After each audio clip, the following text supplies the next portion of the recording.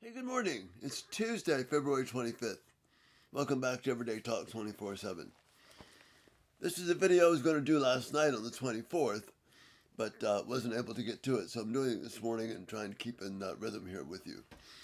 Psalm 53 is fascinating because it's essentially a carbon copy of Psalm 14. And God's hymn book only has 150 selections in it. And if the Holy Spirit chooses to essentially duplicate two messages, Psalm 14, Psalm 53, there's something important there for us to get to understand and grasp. So listen to what David says. Only fools say in their hearts there is no God. They are corrupt and their actions are evil. Not one of them does good. Very similar to Romans chapter 3.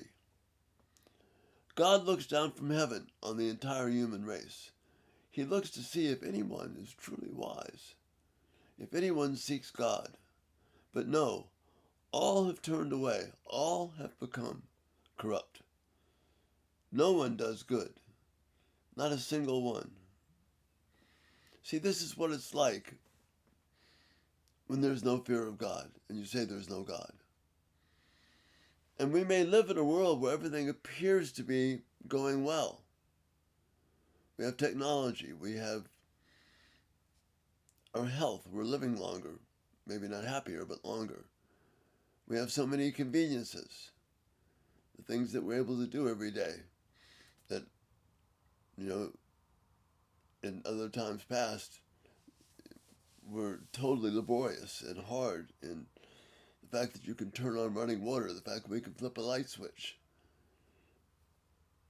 those things ought to make us more appreciative of God rather than make us more prideful of ourselves. So then David says, will those who do evil never learn? They eat up my people like bread and wouldn't think of praying to God. Terror will grip them, terror like they have never known before.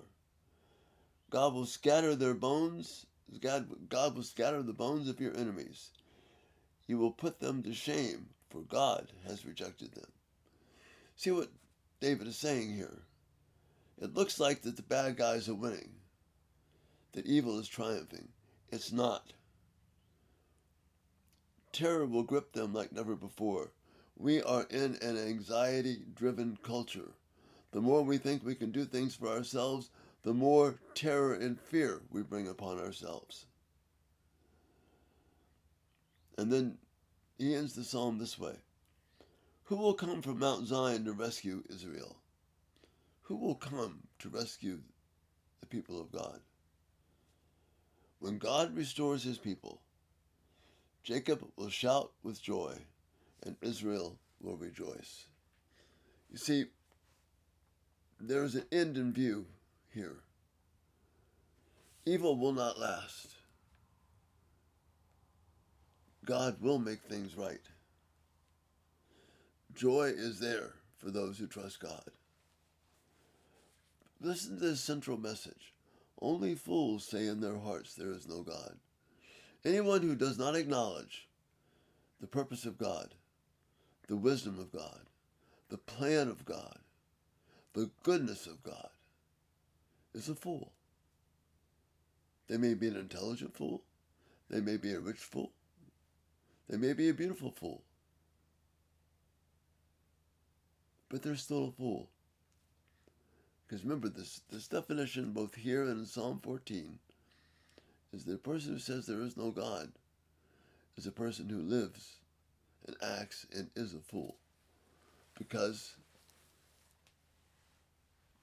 the very next breath that we take comes from the hand of God. The very next meal that we have literally comes from the hand of God. If there's any joy, what Paul argues in Acts 14 when he's pleading with the people of Lystra to turn away from idols, he said, even your joy comes from God. We are totally dependent upon him.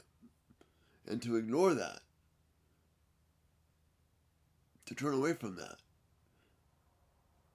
is to be a fool. To act like that is to live like a fool. Brothers and sisters, if we're going to take anything away from the Holy Spirit deciding to duplicate these two messages in the Psalms, let's not be functional fools. Let's not live as if God doesn't exist. Let's not find comfort anywhere else but God. Let's place our hope in God, for He alone is the one who brings safety. That's real wisdom. That's real hope. So this message is not meant so much to deride or to get us to be angry, but it causes us to see only in God is there hope. And if we live as if there is no God, then we're fools. We're acting like fools. If people believe there is no God, they are fools. That's a core thing that we've got to hang on to, because it tells us who we can trust and who we can't. And that's the thought for this morning. And Lord willing, we'll catch you later on tonight. Thank you so much for the blessing of being with you this day and every day. Bye-bye.